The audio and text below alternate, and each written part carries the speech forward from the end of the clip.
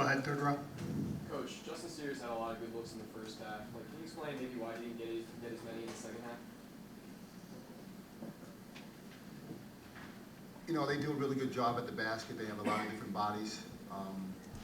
You know, we tried to get the ball to Justin a couple times. It, you know, didn't have good opportunities. He passed up a couple of shots, I thought. But I thought with the combination of their defense and us trying to move the ball and get everybody touches on offense was probably the reason why he was limited there.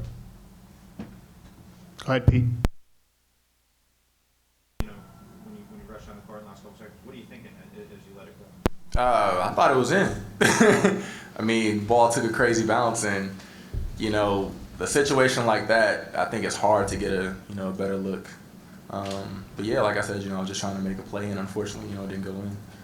So walk me through your emotions. It went backboard, front ramp. It looked like it was.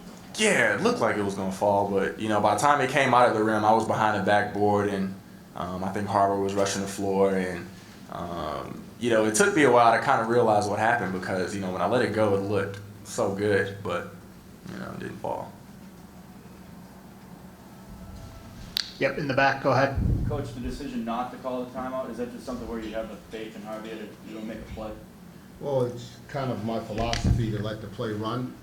And I thought that, with the confusion of what was going on, that we were going to get a better look that way than if we would have kind of called out and run a set play. They do a pretty good job at denying passes, and, with 7 seconds to go, and, they deny one pass, it takes you out of your play, and you make somebody else have an opportunity. You have to have somebody else have an opportunity to have to make a play.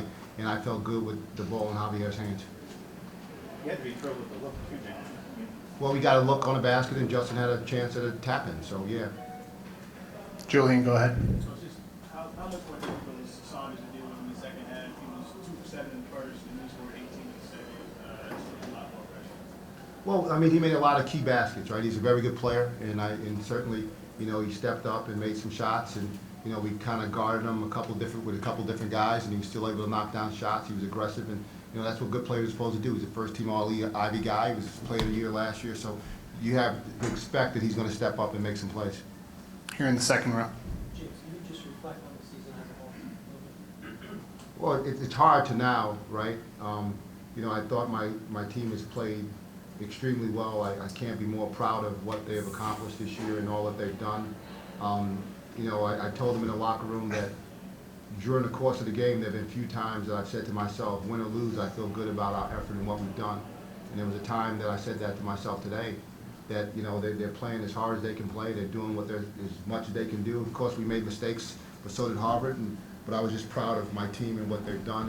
And I look forward to more basketball this season. It's not over yet. I expect to get a bid from a tournament, and hopefully it's NIT. Julian, go ahead again. I mean, you've been involved in games before, as far as, they always seem like they come down to buzzers and type plays, and this one came down to, continuation call or loose ball on the baseline. Like, when things hit you on such little things, and it's such a small difference in what the team's abilities are, how do you take how these games happen? Well, listen, if you coach long enough, those things are going to happen.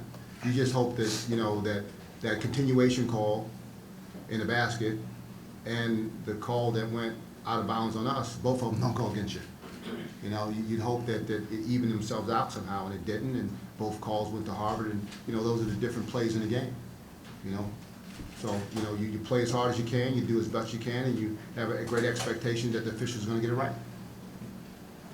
Go ahead, John.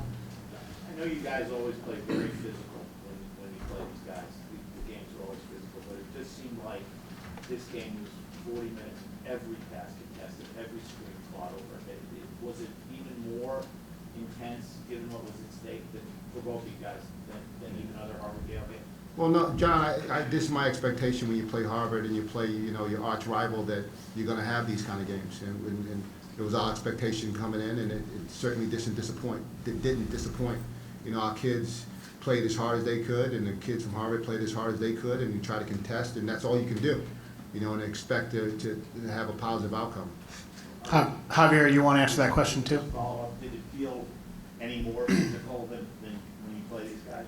No, not at all. I mean, coming in, we knew how high the stakes were for this game, and for it to be Yale Harvard, we knew that it was going to be physical, and that's something we talked about in practice. We kind of worked through, during drills, and so we came in prepared, and really, as much as I want to be upset, it's really just awesome to be a part of this experience. I mean, how many people get to play for Yale Harvard for NCAA bid, so I'm extremely humble for the situation.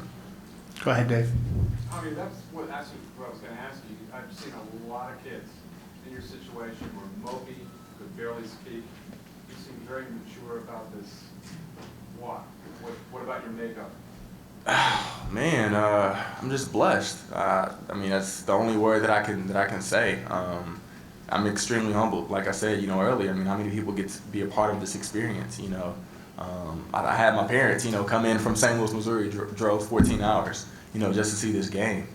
So it's probably the most fun game I've been a part of in my Yale career. And as much as I want to win, I'm a competitor just like anybody else. I can't help but just be humble and just be proud of not only myself but the other guys who were battling and fighting alongside me. I think we represented Yale well.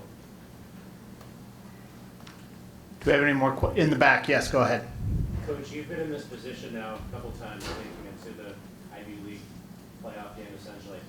How do you feel about Ivy League playoffs, conference tournament? Well, anybody who came to this game tonight would walk away wanting more. So I guess I can answer it that way. There were 5,200 people in the gym, and I would suspect each and every one of them would want to come out and see it again. So I'm certainly a proponent of it.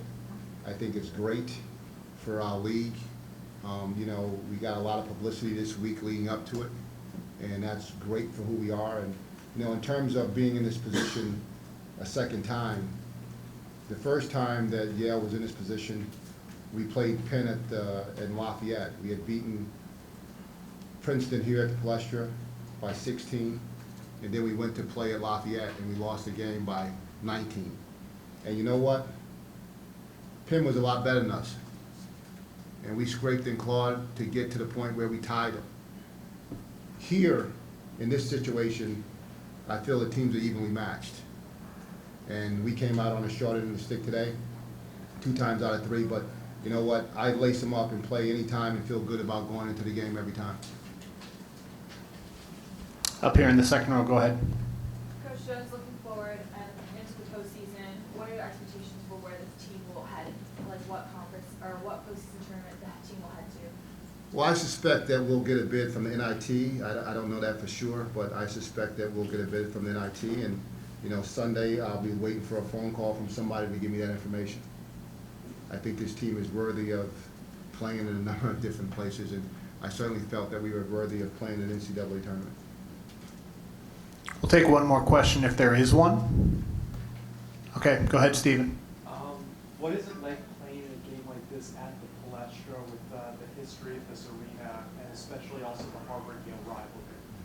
No disrespect to the Palestra, I would have played this outside. Right? It doesn't matter where the game was being played. The fact that we were in position to have a chance to go to the NCAA tournament for the first time in 50-some odd years of Yale's history was what was important for me, and to get out and play a game.